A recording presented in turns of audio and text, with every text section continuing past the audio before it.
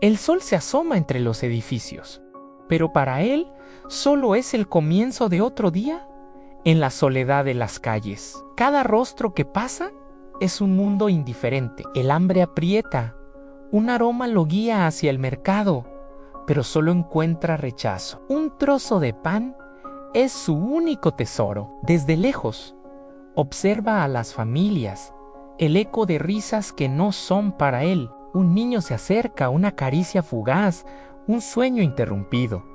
Cae la noche y el frío se convierte en su única compañía. Pero justo cuando la esperanza parece perdida, un cuenco de agua aparece.